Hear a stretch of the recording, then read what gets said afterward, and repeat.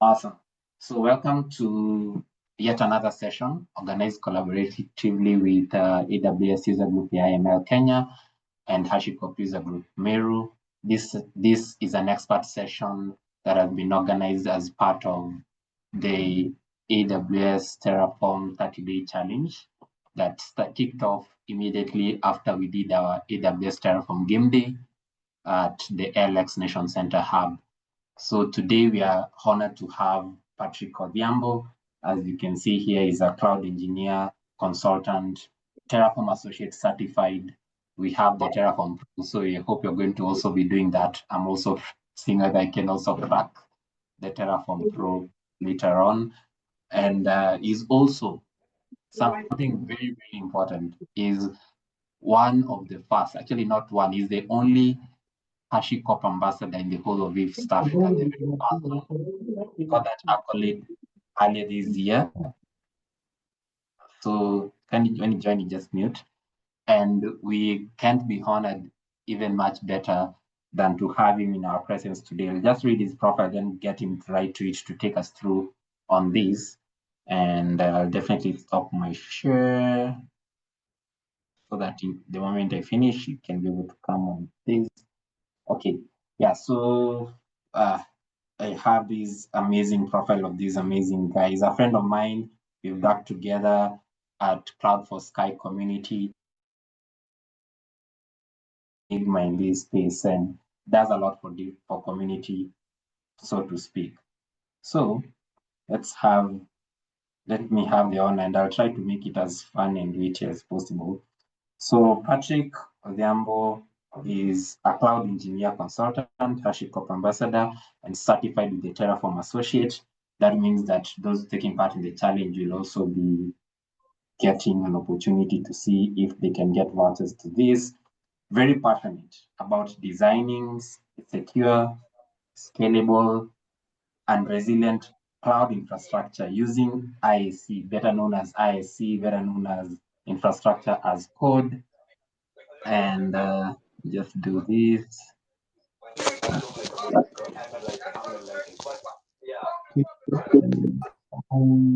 Also do, see if I can mute. Then also see if I can do this.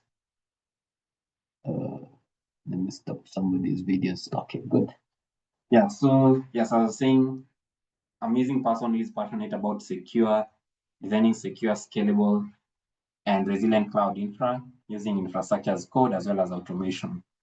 What he does is he just enjoys is helping organizations in terms of optimizing their cloud environments with Terraform and other DevOps tools while promoting some of the best practices in cloud engineering. He's also very committed, because that is why he's here, very committed to sharing knowledge and empowering the community to build efficient and sustainable cloud solutions. Amazing guy. I cannot even put him much better.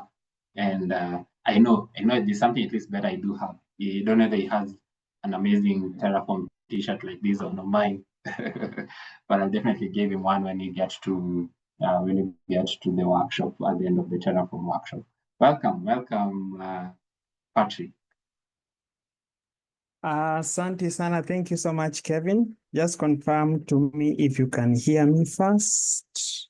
Yeah, loud and clear. Awesome. I'm trying to look for some notes here. Then I'll just set my camera on. Give me just like a second. But then I had drama. I had drama coming into this session. But at least this is a bit unique. It's Google Meet that we get lost. You find yourself in a different meeting. But this one I did not really get that lost. But it is my machine that was acting up. But we are good. Your machine is used. Your machine is used to Google Meet, so yes. I think that is the reason. That is the reason. So I'm going to turn on my camera and then can we just start? Awesome. Okay. So I'll turn on my video to introduce myself, and then after that, I'll turn it back off. Forgive the background. I had to lull some things. So that is me. That is me, and my presentation is coming right up. Let's see, where is it? I think it's this one. Well, we'll need to get used to Zoom at some point.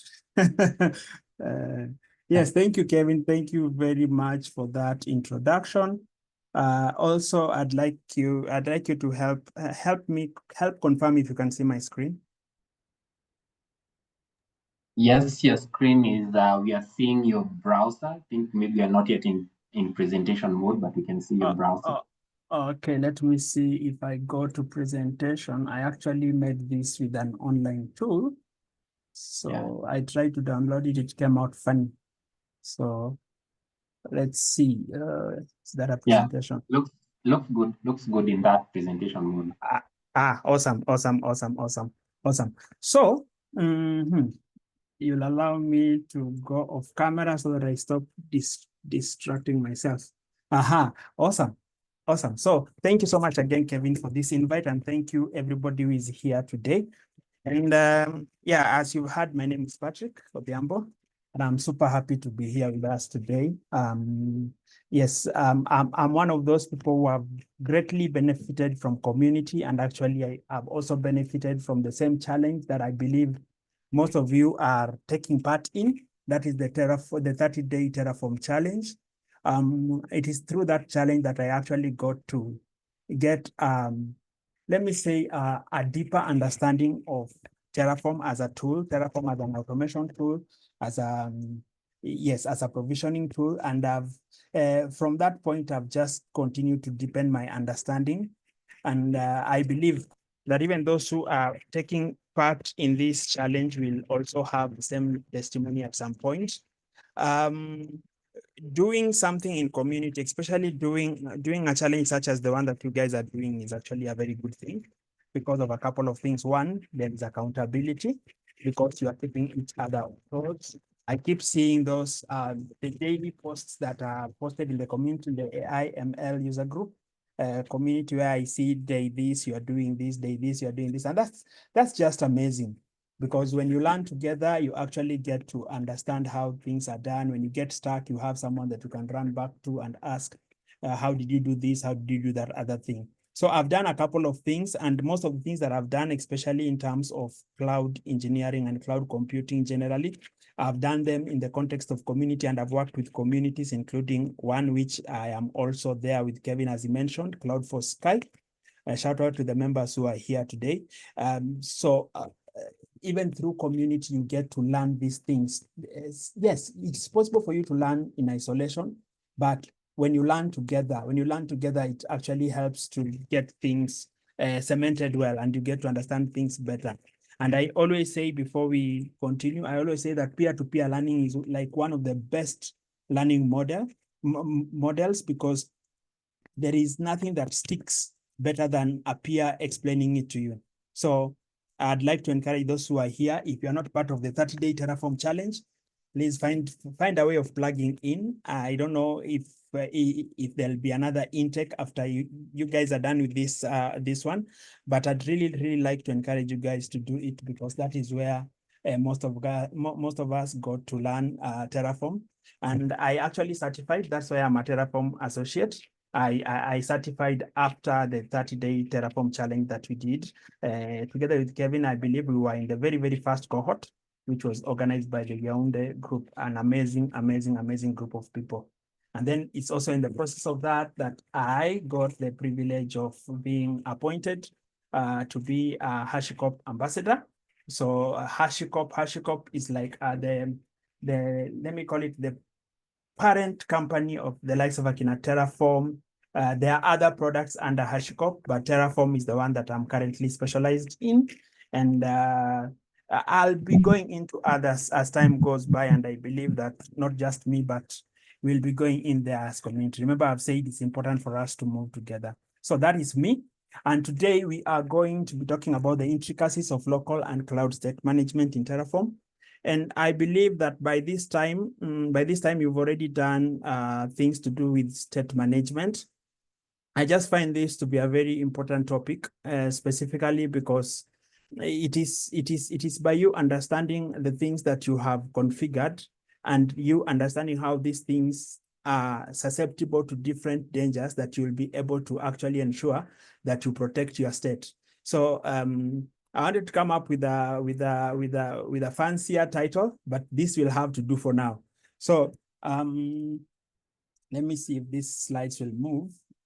So I skipped something that I'd like just to mention. I skipped the definition of state, Terraform state, because I assume that everybody that's coming in is part of the challenge, but I believe that some people might have come in and they've never, they are not part of the challenge, and maybe even this is your first time hearing hearing about Terraform state. So when we are talking about Terraform state, what we are simply looking at, we are looking at Terraform state as being a file of sorts. And in most cases, actually not in most cases, it normally has a very telling extension. So when you do your Terraform plan, your Terraform apply, you will see a file that is, especially here, I'm talking about local. When you are doing your init, you are doing your validate, your FMT, and then later on you start doing your plan, and then you after you've done your plan and then you do your apply, you're going to see a Terraform state. So that Terraform state, you'll see it on your browser, not on your browser, sorry, on your IDE if you're using an IDE, and it will have an extension of TF state. So if it's and in most cases, it actually comes as terraform.tf state. So that is when you're doing it locally. And the work of this file, this is a very important file because it will help you to keep track of the infrastructure resources, all the infrastructure resources that you are deploying. They'll be there and you'll actually be able to see them.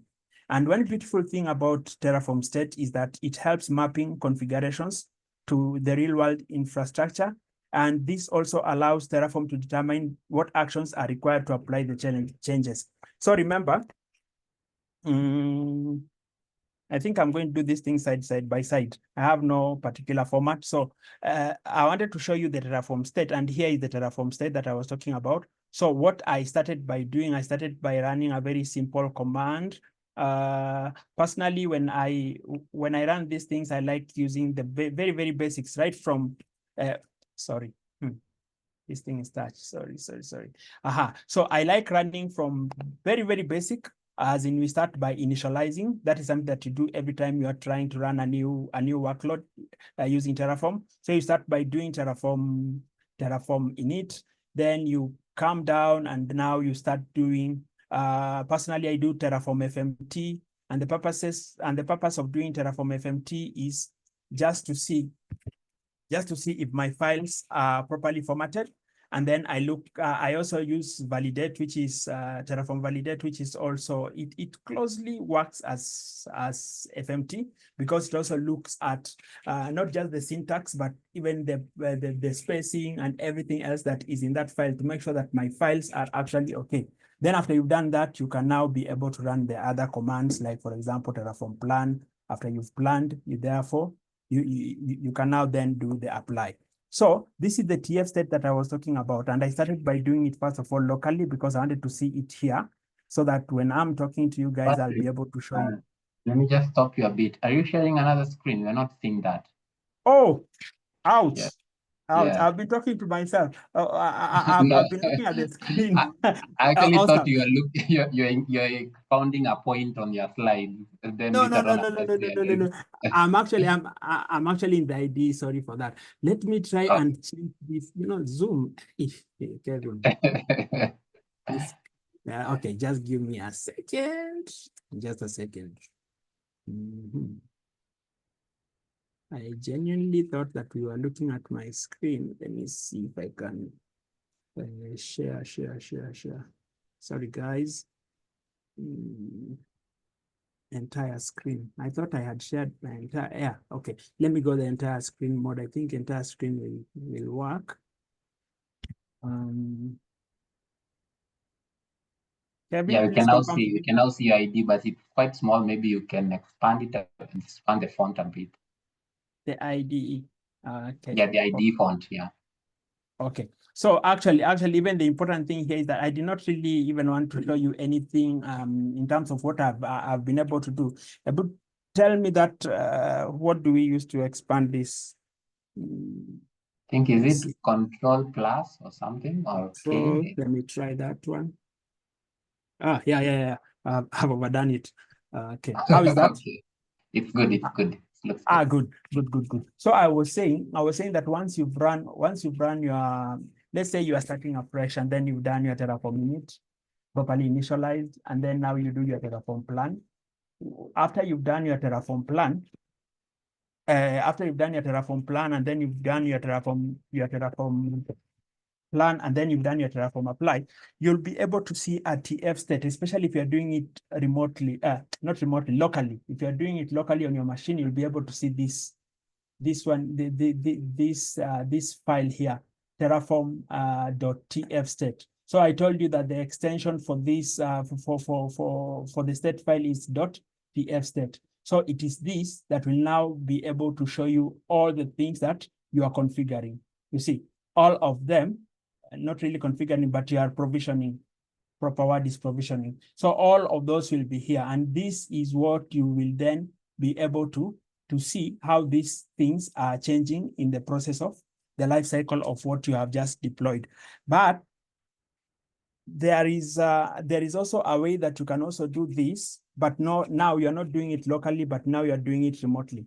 What I normally do, sometimes people say that you can use the TF state, you can use the local if you're doing your solo project. But I remember that I've done a couple of solo projects, but I've still used the remote backend.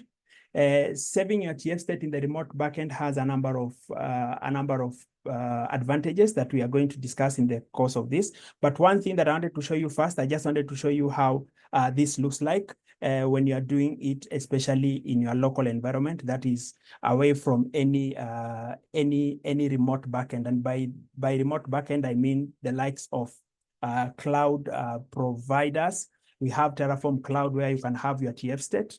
We have S3, we have Azure, we have GCP. So all of those. But let us not get ahead of ourselves. For here, I just wanted to show you the TF state in the local environment, so that now when we are talking about it, it will help us to understand what we are talking about, so that it does not sound Greek, especially for those who have never used Terraform before. Now, why Terraform state matters?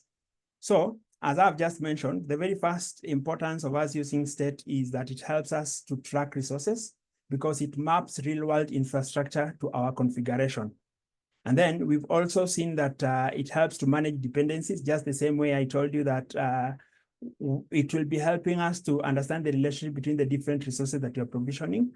Like those who are familiar with the AWS cloud specifically, you know that EC2 instance has a number of resources that are dependent on it, or that helps it to run.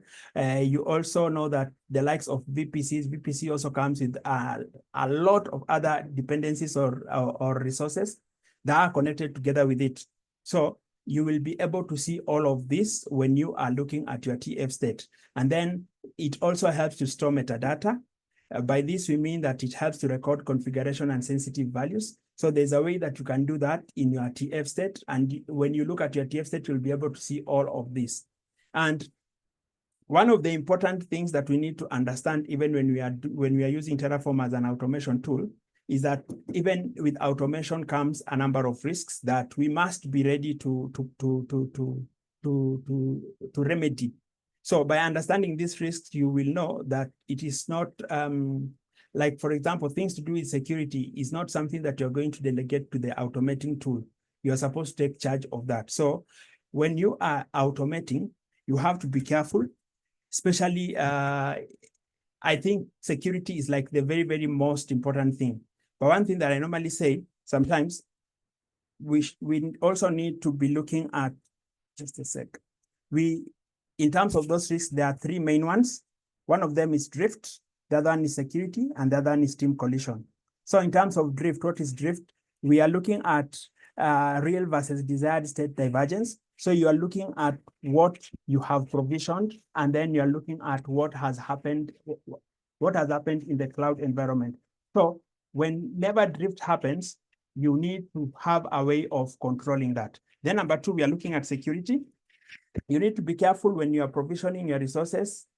Don't send things like passwords in your configuration. Don't include it in your configuration when you are deploying, because any environment is susceptible to risk, is susceptible to hackers, is susceptible to people who can access it. So you have to make sure that you protect yourself from such things. Then number three is team collisions. And team collisions, I've seen it happen a lot of time, especially when you're working on the same files, on the same TF files in a team environment.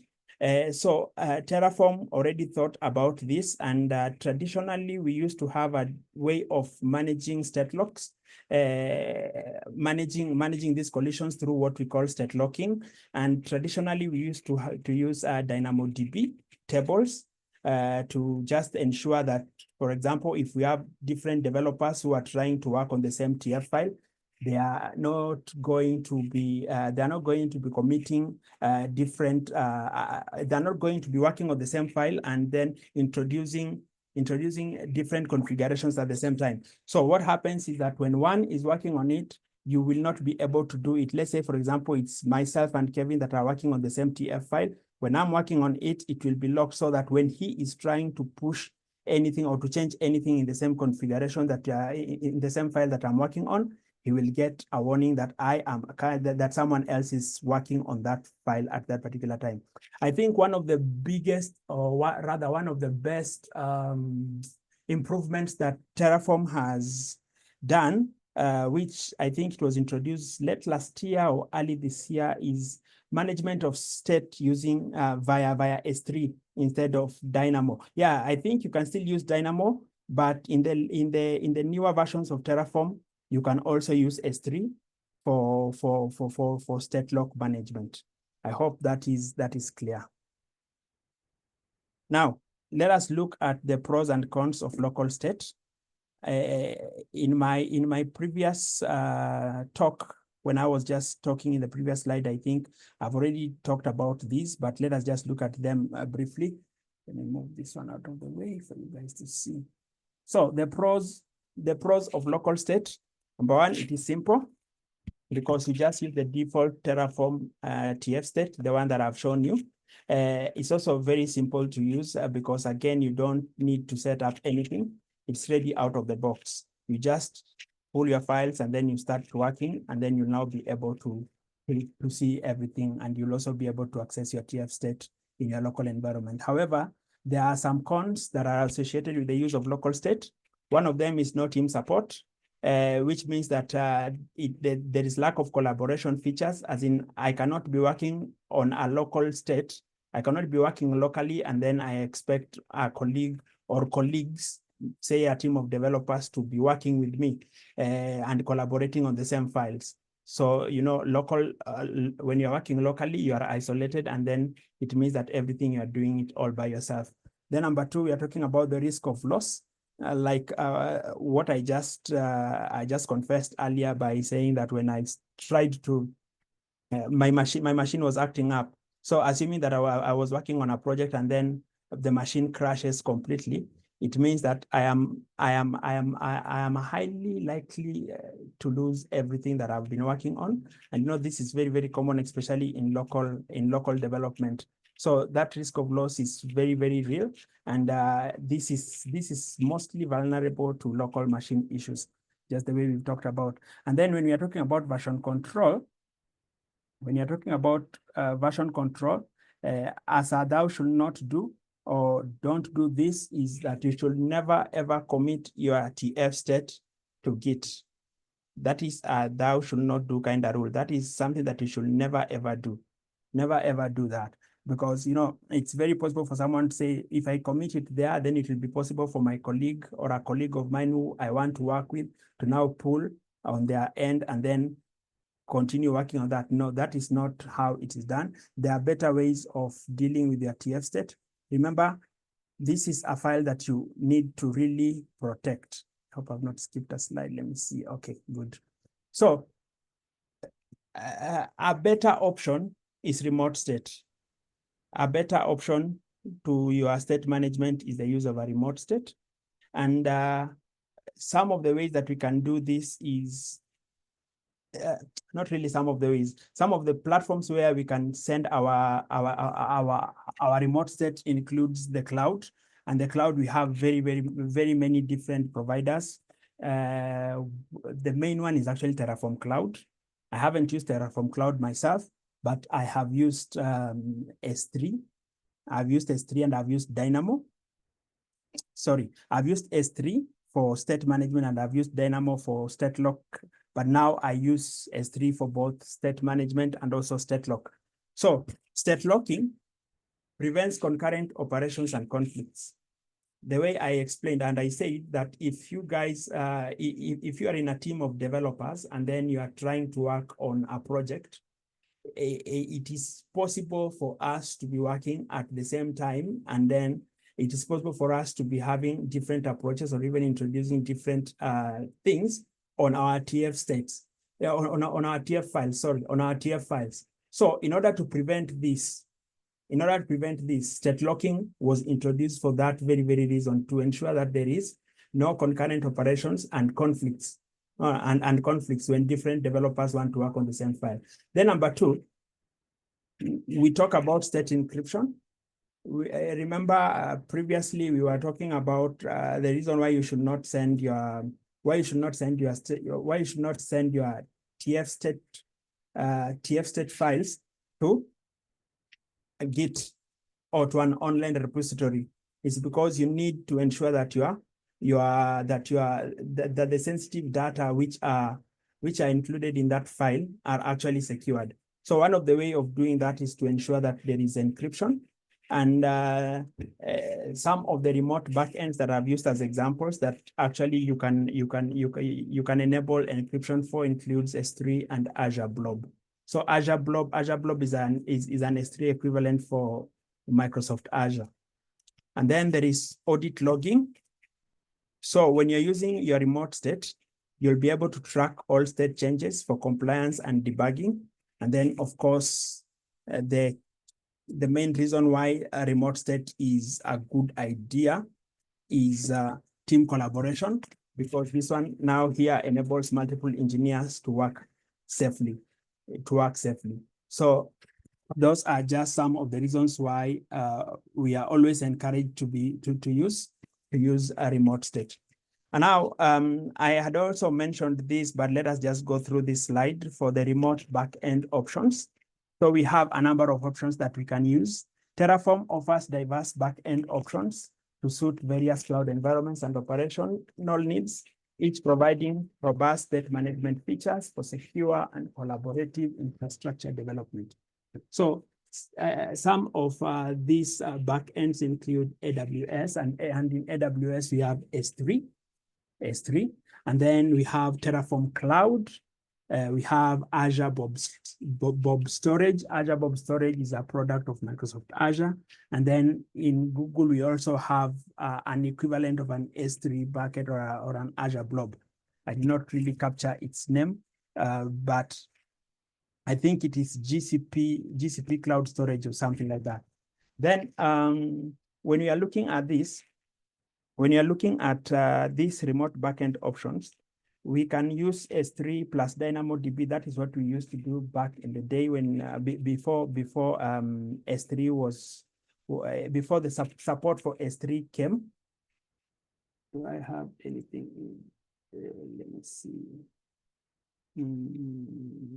Okay, good. I thought I had a question or something. So traditionally, we used to use AWS S3 or S3 together with DynamoDB, where DynamoDB was used for state lock management, and then S3 was our remote backend. But now you can use S3 for both. And then there's Terraform Cloud, which manages SaaS with advanced features, which is a managed SaaS. Sorry, it's a managed SaaS with advanced features.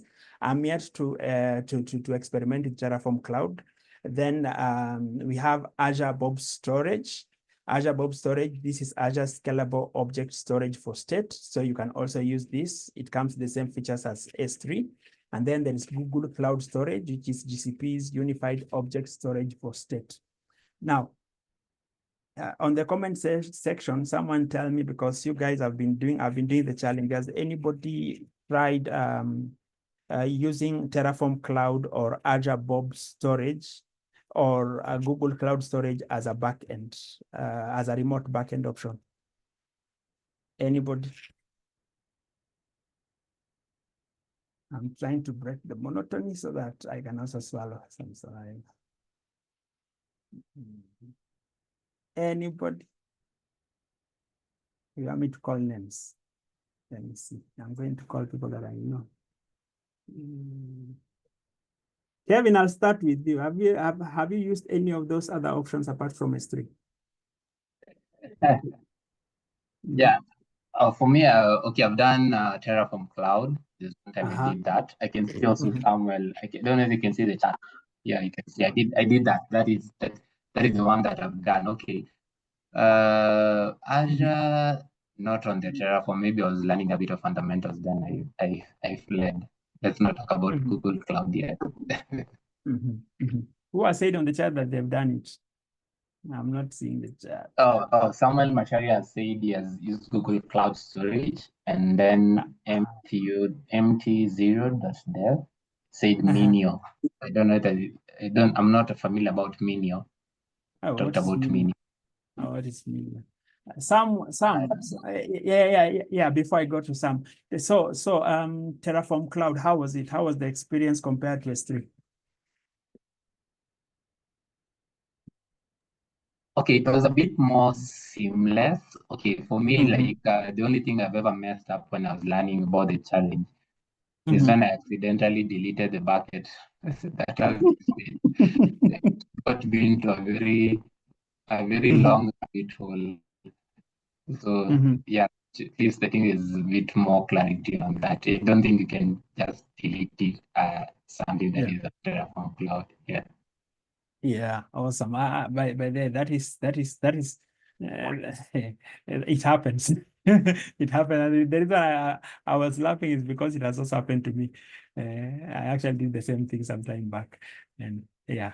So thank you for that, Kevin. Sam, are you in a position to unmute and tell us a bit about Google Cloud Storage and how it compares to S3?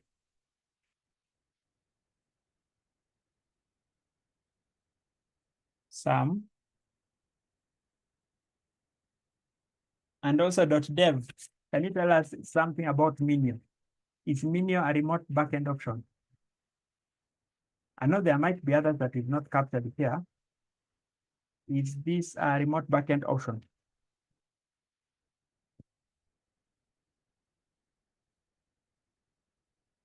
Awesome. So we'll just continue, and in case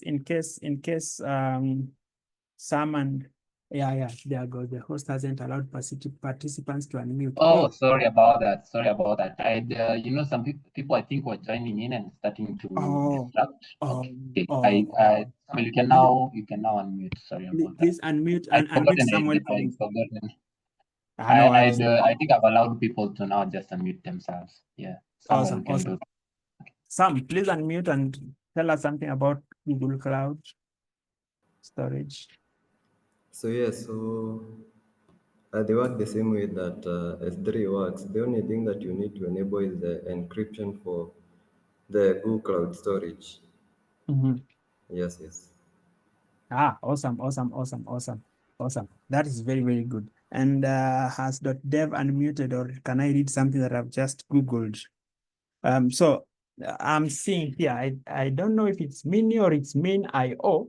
Is a high performance S3 compatible object storage that you can use as a backend for Terraform State, especially useful for self-hosted or on-prem environment. That is actually very good. That's very, very good. So one thing I like about these webinars, and this is something that I always say even when we are doing the other webinars, is that a webinar is a place for learning for all of us, including even the presenter. So I've learned something. About Minio. I think it's Minio or Min.io. So that is awesome. So let's continue. That was a good break. I need to minimize that. Yes. Celestine, you have something to say? I've seen you raise your hand.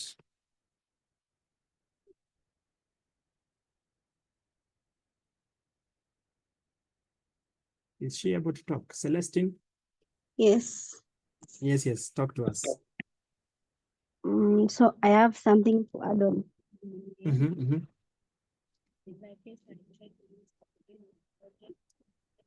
Oh, you You move think closer to your contact microphone?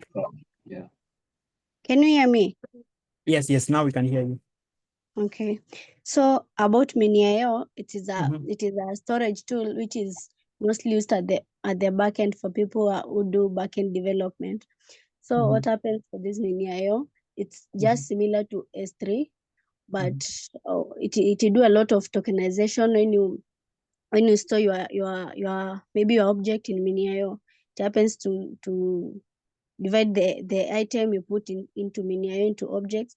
Then the moment you want to maybe do some analysis about the image, it will help you access those tokens in a sequential or a logical manner. Yeah, that is how basically Mini.io works. Wow, that's awesome. That's awesome. Thank you so much for that for that explanation.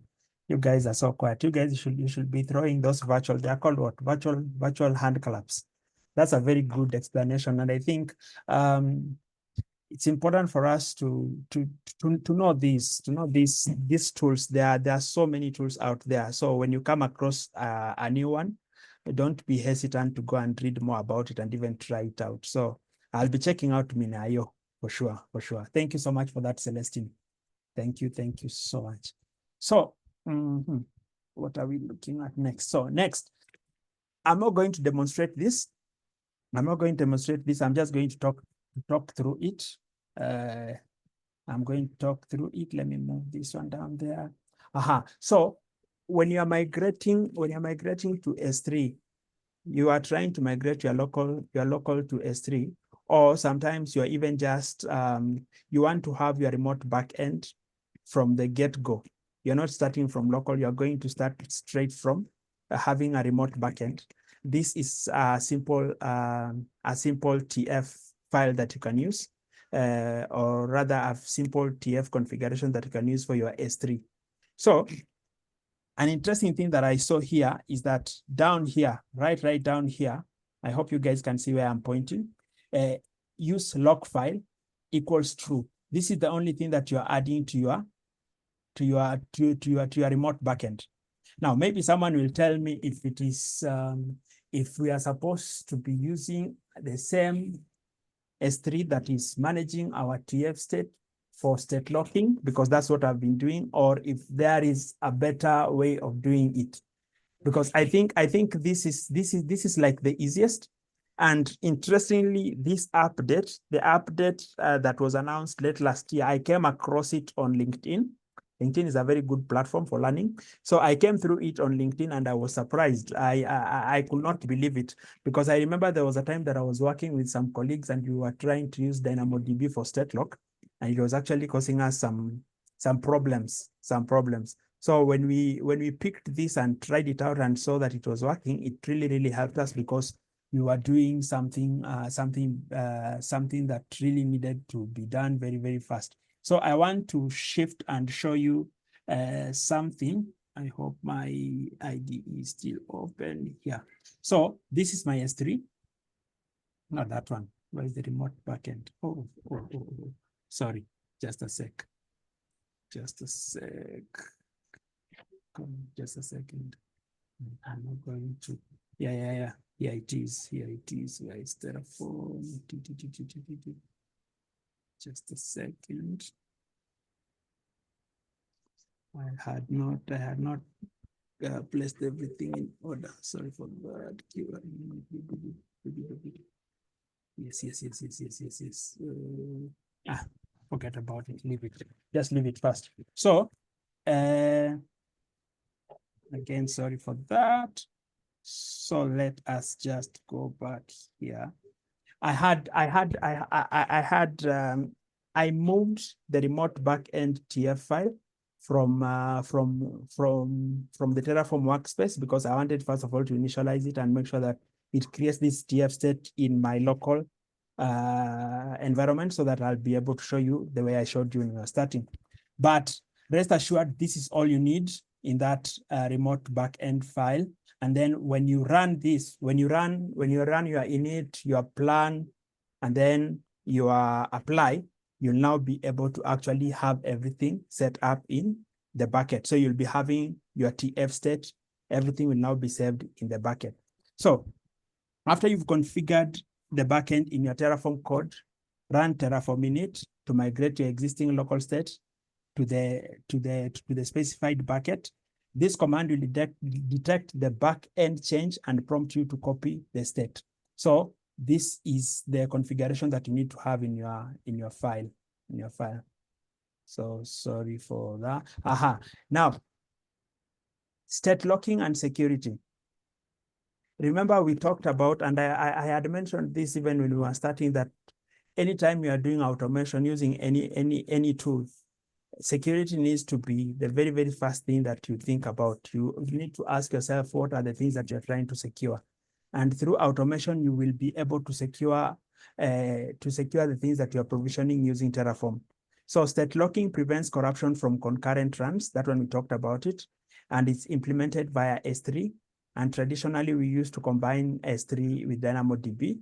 But you can also do it natively using Terraform Cloud or any other of the backends that we've just discussed, including the new one that we've just learned about today, Min.io. Then we also look at state security. So for state security, we are talking about encryption at rest, and this encryption is something that you enable in the bucket where your TF state resides. That is S3 for AWS and Azure Blob for Azure, and marking sensitive outputs. Note, always enable server-side encryption on S3 bucket used for state files, and use sensitive equals true for any sensitive data.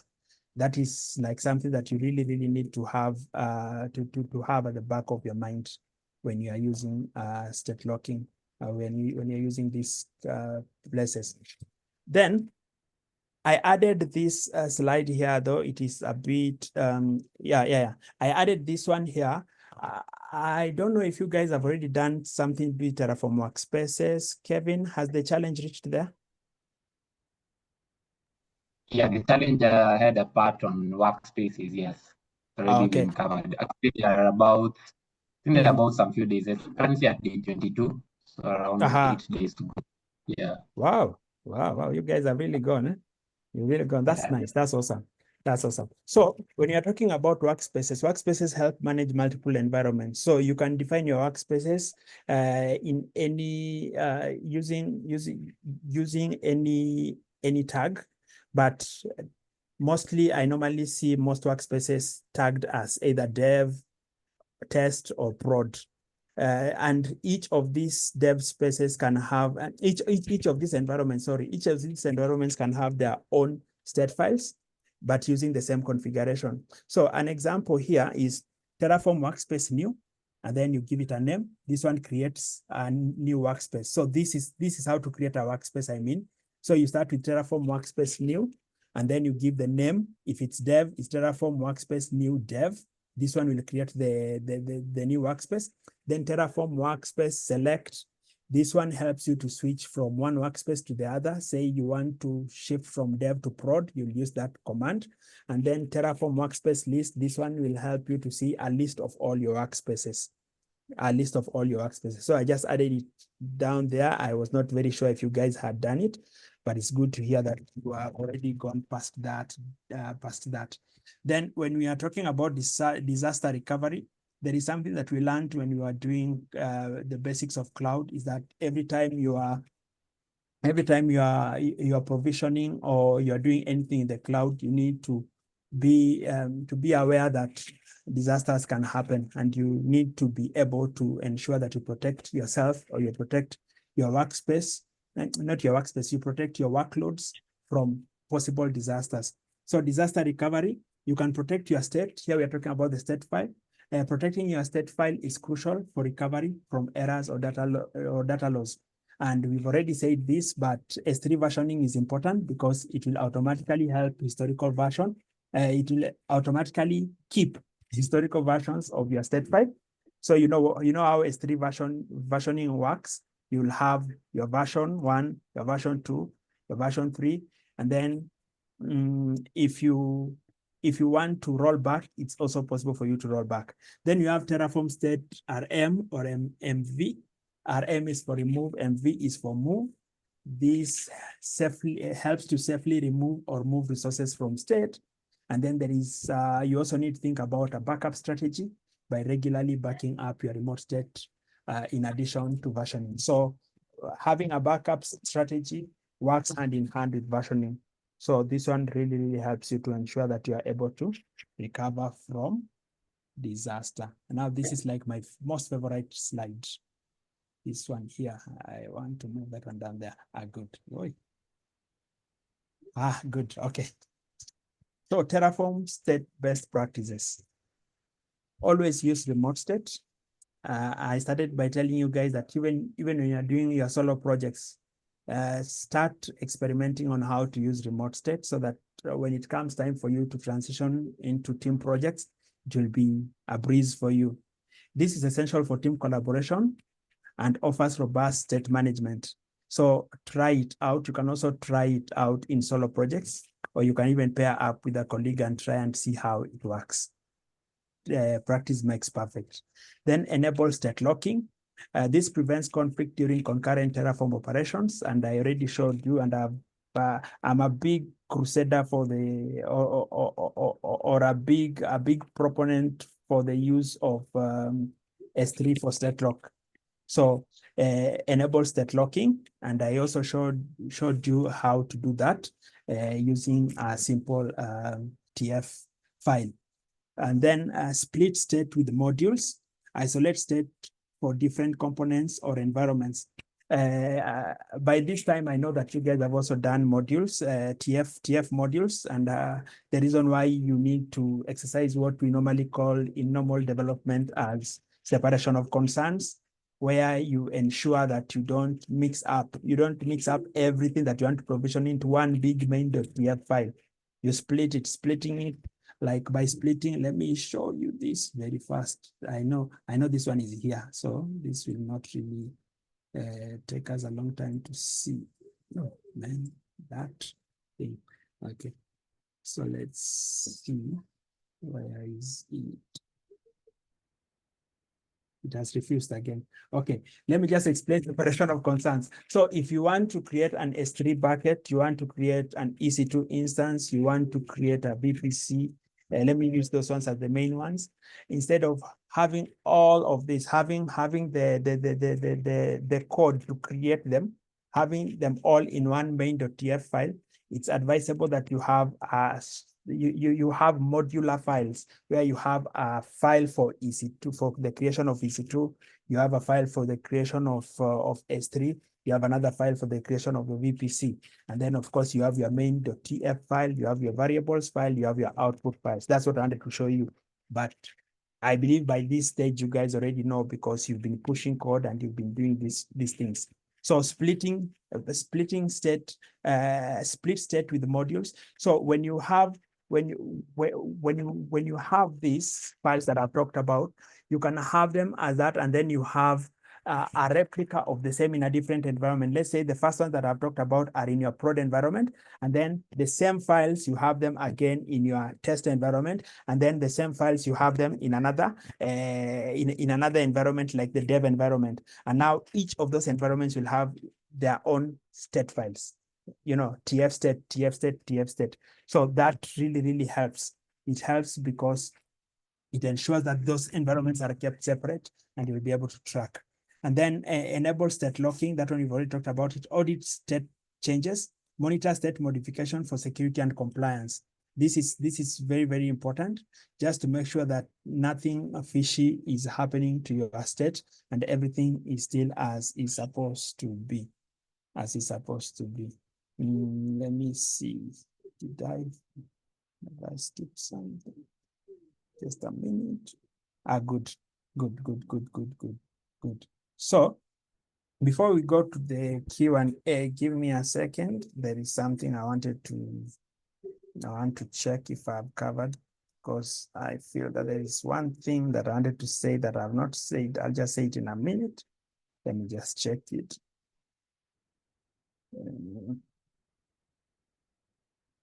In the meantime, start thinking of questions. Start thinking of questions. I'm just checking my notes. I have my speaker notes with me, just to make sure that I've covered everything. Start thinking of questions and feel free to answer. I believe I talked about the best practices for managing state. Yeah. Yes. That is what I wanted to check if I talked about it. Yeah, sticked. I had repeated it in my speaker notes. Okay. So that is what I wanted to talk about today.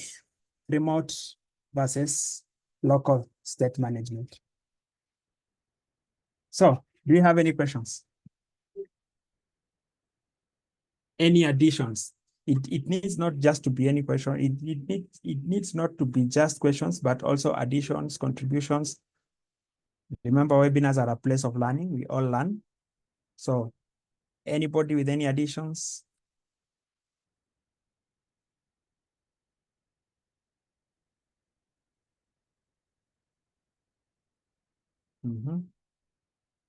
Mercy, I can't see you. Mercy, do you have any question?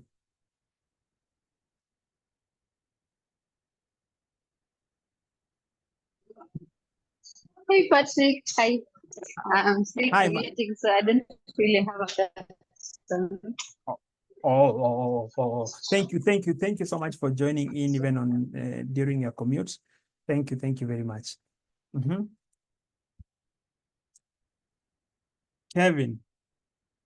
Yes, Patrick. And you mean even you don't have questions? The way I know you with many questions. I do. Okay, you want me to ask you? I don't know whether you prepared for this, but let me ask you. Don't worry, I'm ready. I want to ask you. There's something called this concept called where you go into a state file and then you go and update some values there. Just to make sure maybe you sort something. I think there's a way there's a name for it in Terraform. I don't know if it's called what. Let me not say it actually, because that is the only thing that is coming into my head. But what are some of the best practices? Or when do we? Yes. You have mentioned the word that I did not catch. Yes, I was wondering what it's the name. I've forgotten the name, the technical name for it. That thing about going into a state file and looking at those values and then changing some of the things, or I think even in the output, and getting to understand, maybe using Terraform console or such. But yeah, you can also talk about, like, I think what's some of the best practices, or what's some of the things, like the catch-22s or something that you need to look out for. Let me call them pitfalls when it comes to dealing with the state file at that level, or trying to doctor the state file. Let me not say doctor, but trying to. Yes, I hear you and I get you. Yes. That's a very good question, Kevin. Now,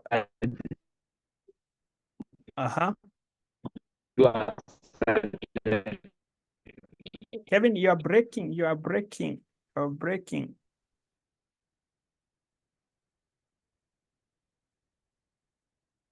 Hi, Kevin. Kevin, you are breaking. Yes, You're asking a yes, please repeat your question. You broke after. I was done. I was done. I was already done. Someone called me. Yeah. So, you've given me a question that has a very short answer because I've also come across it. What we are normally told about doctoring, quote unquote, the state file is that thou should not.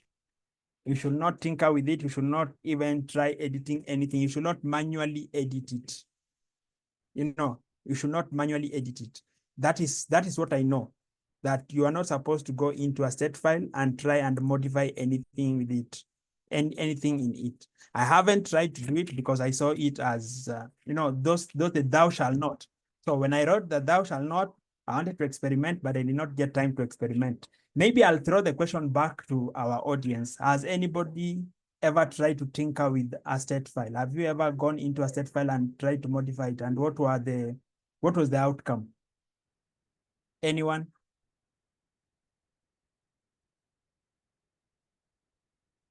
Anyone? One, two, no one. So Kevin, I think what we should do after this session is to pick a small project, a very small project, and then try doing it, something that we know if we break it, it's something that we can fix. Don't pick anything that is in production. You don't want to see things going haywire elsewhere. So it's a good question. I'm going to experiment on it. I'm going to try it out. And then if I get anything worth sharing, of course, I'll share with you and I'll share with the community. Sounds fair?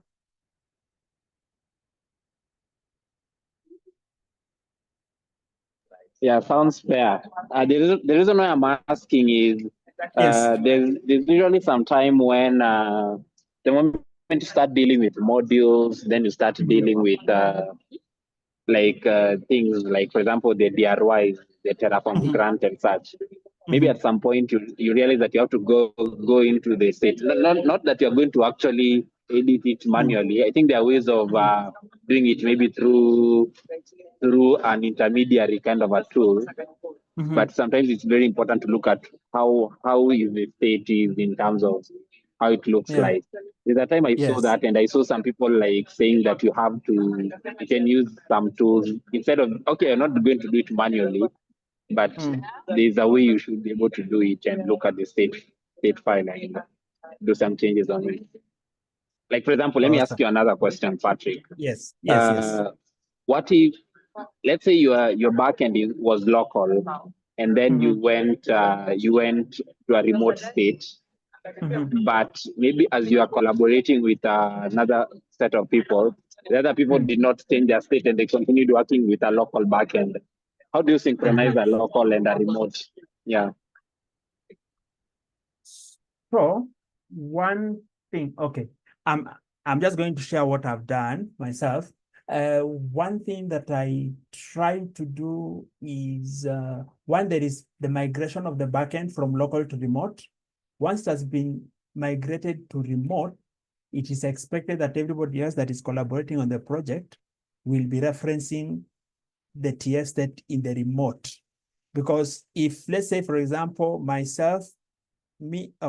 you and I are working on a project, we both have our locals, and assuming that it is you who is the initiator of the project, and you have already pushed it, you've already pushed the TF style from your local to the remote backend.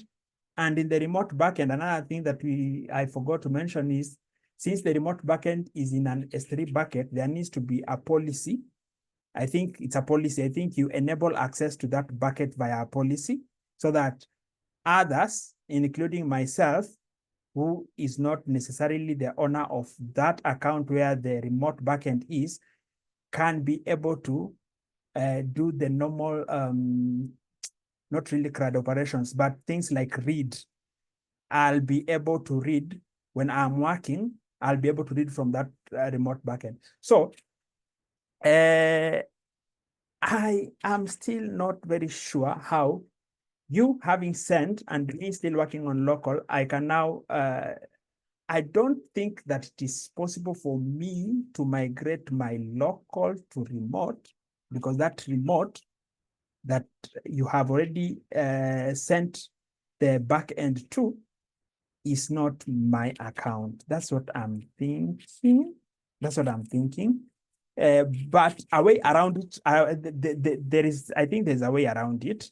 What I have done, a way around it is just to, when the project is being initiated, right from the get-go, as long as you've heard that this project is a team project, abandon local and use remote from the get-go. That's what I think. What do you Yeah, guys think? basically that last part, that is what I was thinking, the very first part. Yeah. That you remove, that you do that. You go remote from the get-go. Yes, yes. That is like the best practice. It's why even during my presentation, I remember having said that even when you're doing your own project, start from the get-go with a remote backend. Start with a remote backend, because sometimes you might be doing a project that you think is a solo project, and then in the process of time, you feel like maybe I need to collaborate with someone to do other things so that we can make this project a bit bigger. It will be easier now that you already have a remote backend. It will be easier for you now to allow them access that remote backend and also do their commits from wherever their commits, quote unquote. I don't know if pushing things to Terraform is still called commit, but quote unquote. Yes. So remote backend, I think that is the solution for it, Kevin.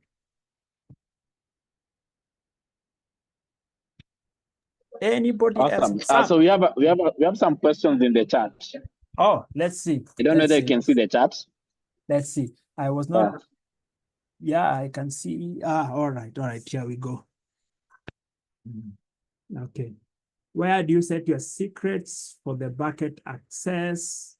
We value honesty. Okay. Does that locking mean there will be drift happen? There wouldn't be drift happening. Where can a beginner start from? Where do you set your secrets for? That is a repetition. How do we audit changes over time across environment using state snapshots? Good questions. So, let me see. I've made it bigger so that I can read them. Now, for the bucket access, where do you set your secrets for the bucket access? Bucket access, where do you set your secrets? Trying to remember this.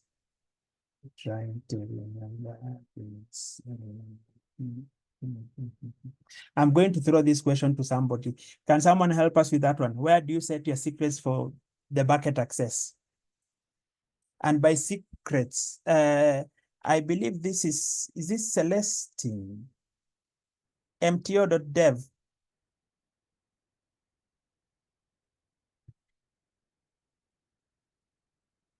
What do you guys understand by secrets?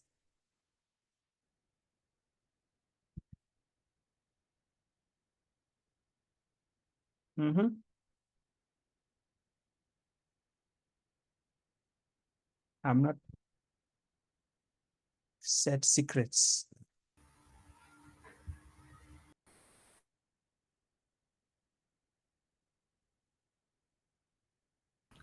Hello, Patrick. Yes.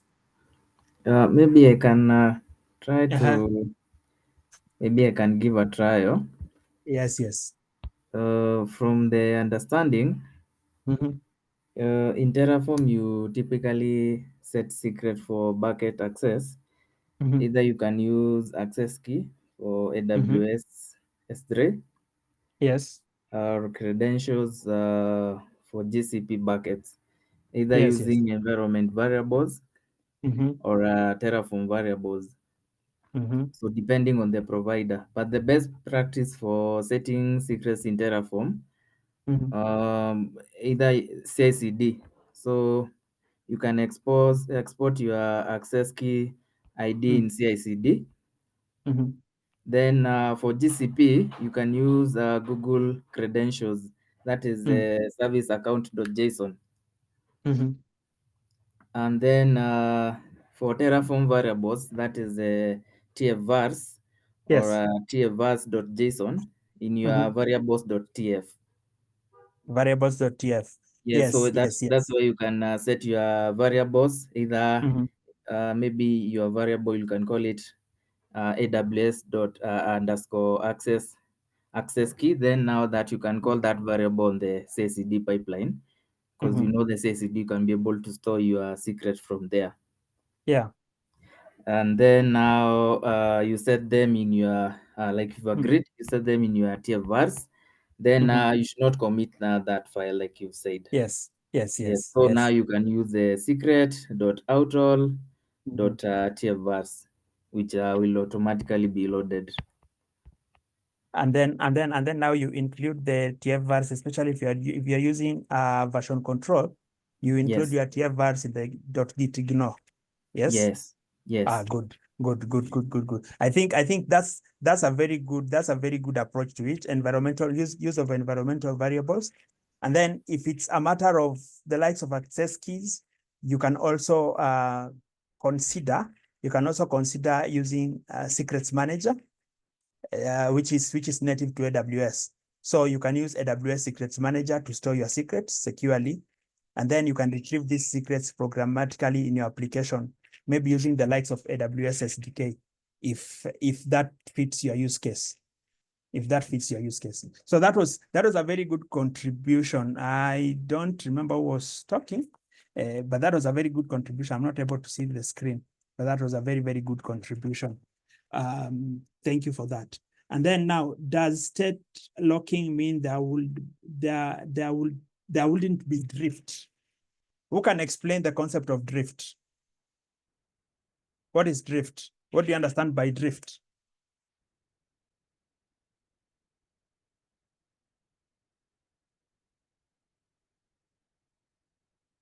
By now, guys who are doing the 30-day TF challenge should be knowing what drift is. Q&A is not meant for me. Q&A is meant for us. So what is drift? I want someone to explain to us what drift is in a sentence or two. What is drift?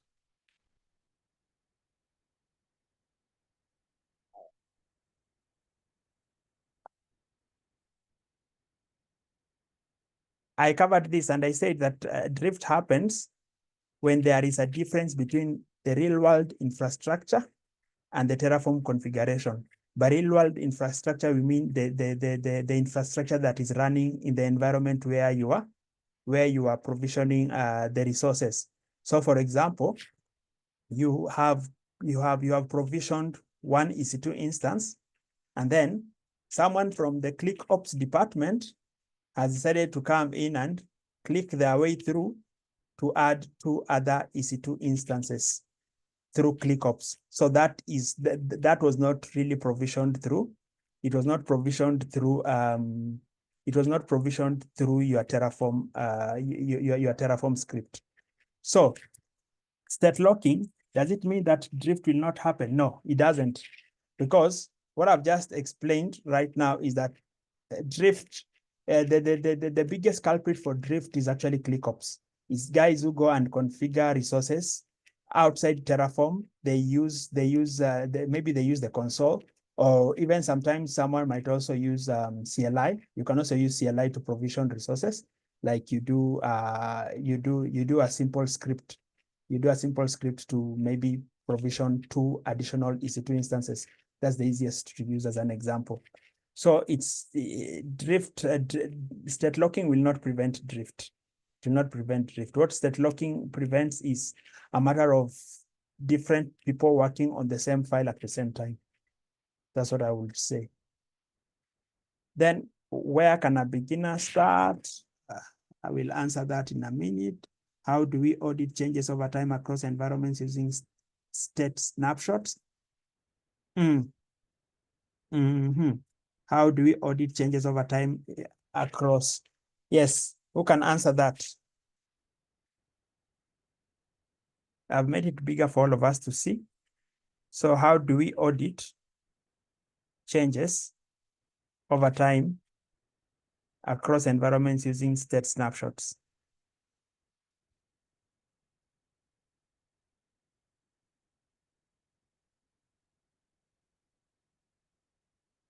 You don't need to raise your hand, just answer.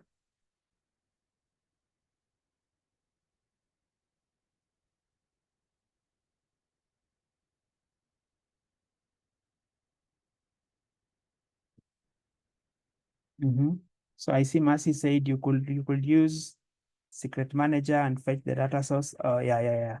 And you can also use Hashicorp Vault. Yeah. I think that is in terms of managing secrets. So,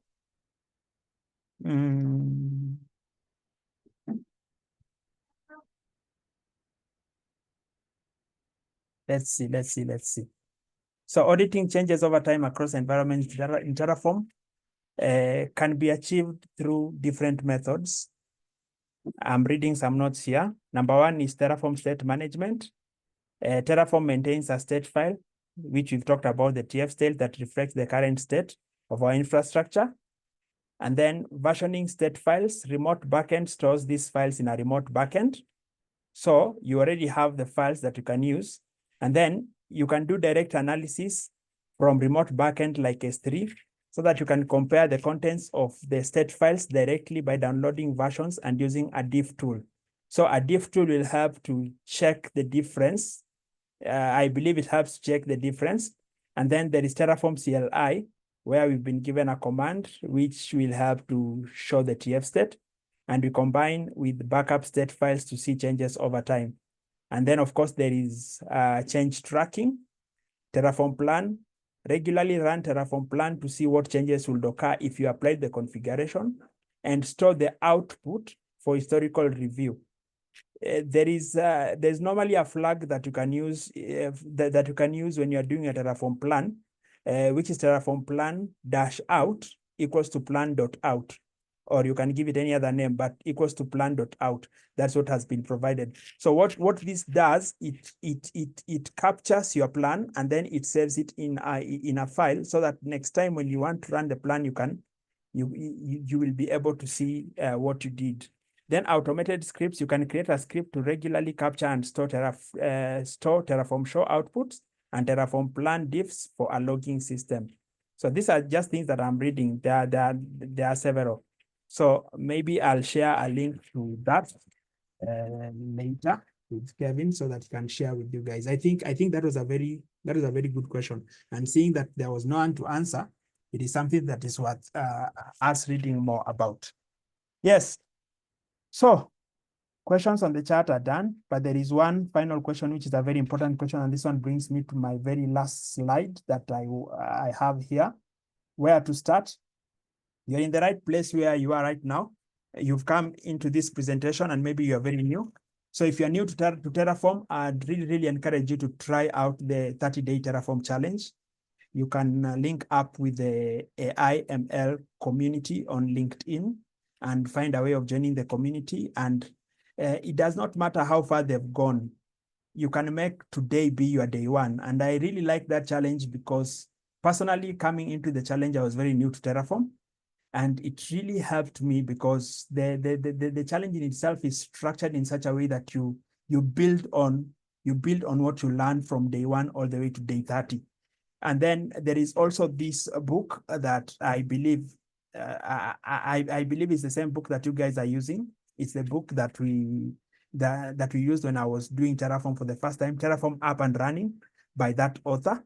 So you can explore those resources and they'll really help you regardless of the level of knowledge you are at in Terraform. Going through that challenge and reading this book and going through the other supporting content that is offered will really help you to become good in this tool. And then above all else, reading and doing the challenge is not enough. You also need to go out and try using this tool in simple projects. You see, in very simple projects, like try and spin an EC2, try and provision an EC2 instance, an S3 bucket, try and provision some resources using Terraform and then see how it works. It will really help you gain some level of mastery of how the tool works. Yes, Kevin, I'm sorry that I have exceeded my time, but that is all I had to share today. Back to you.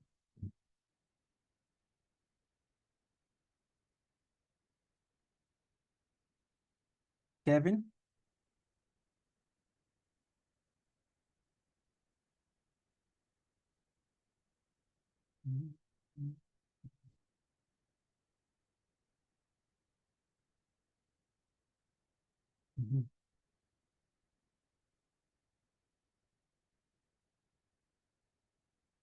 Kevin?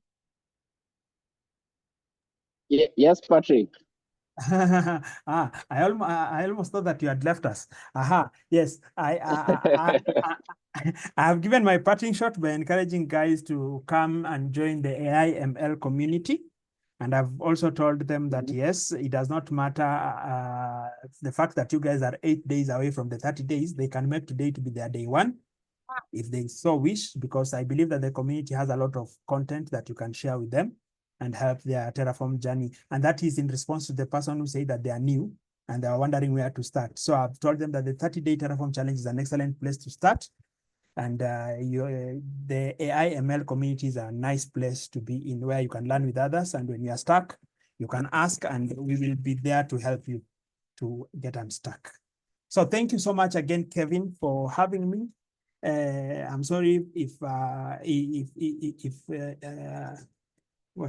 not if, I know that I've exceeded my time, but I'm really grateful for the opportunity, and I look forward to coming back again in another session to talk more about Terraform. Terraform is such a good tool.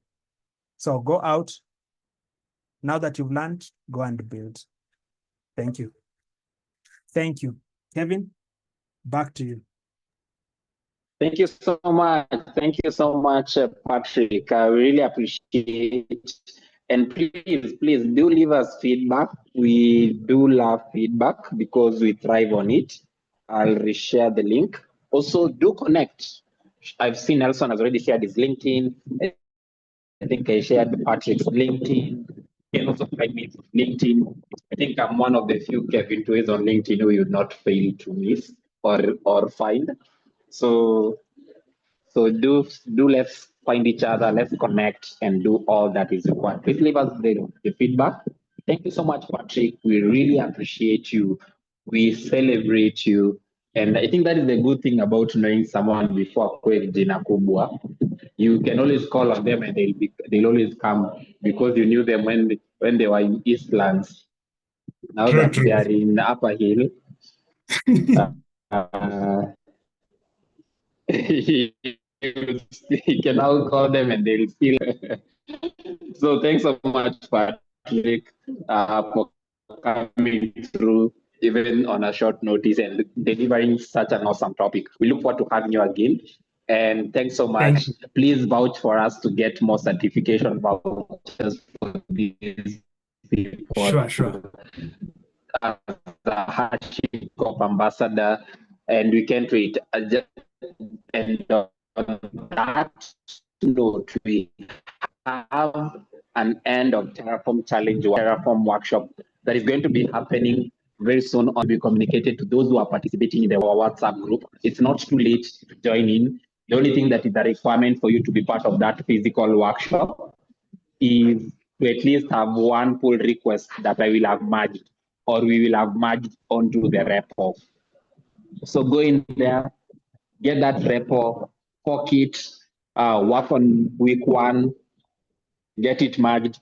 We have amazing what? Let me do this. We have amazing, okay, don't worry. You have amazing t-shirts like this one and water bottles from, from Hashicorp and as well as some vouchers that you're going to be also getting for those who have really stood out for this challenge consistently for the 30 days. Yes, so the challenge link, let me see. Let me paste that. Okay. Patrick, your LinkedIn has not come through. You'll post it yourself. Does not come through on that link. So yeah, you can repost it. You can repost for us your LinkedIn so that we can follow you. We can connect with you. People can share out their state files with you. So those kind of things. Anyway, thanks so much for having me. for having the time to share with us your can you imagine someone just chatting you on using state files or some TFVARs? But yeah, so we're also trying to push the next level. So after this challenge, we're going to be having like a challenge towards the Terraform Pro certification. There is the Terraform Pro certification. I really doubt if there's anyone in Kenya who has that certification currently, not seen it yet, but you want to be one of the first people in this community to bring out someone who has that certification. So if you want to be part of that after you're done with the associate, do let me know. I'm also on that kind of on that kind of a journey. I want to see whether I'll get that pro. It's a very difficult exam. It's a hands-on exam. You even get access to the documentation. So it's all about you authoring Terraform files and working on the operation side. So it's called Terraform Authoring and Operations Professional. Yeah, and it's a 4-hour exam, so it can be told it's almost similar to the CKA or CCAD, those CNCF stats. Yeah, so yeah, I know Patrick is also on that and Duan can certify on that. I have to join that now. Yeah, please do join. I'm all in, and I want to do it by end of 30th. Whether I pass or fail by end of July, I'll have attempted that exam. We go strong. Anyway, okay. I think away from that, thank you so much for joining us, each and every one of you. We really appreciate your time, and if you've already left your feedback, and I hope you've shared your LinkedIn. I'm seeing people sharing their LinkedIn. Okay, good. I'm seeing it. Please connect with at least 4 or 5 people who have shared their LinkedIn. And yeah, so let's find each other on LinkedIn. Please share about whatever you also learned today on LinkedIn and tag us. Tag AWS IML User Group Kenya, and tag Patrick, tag me.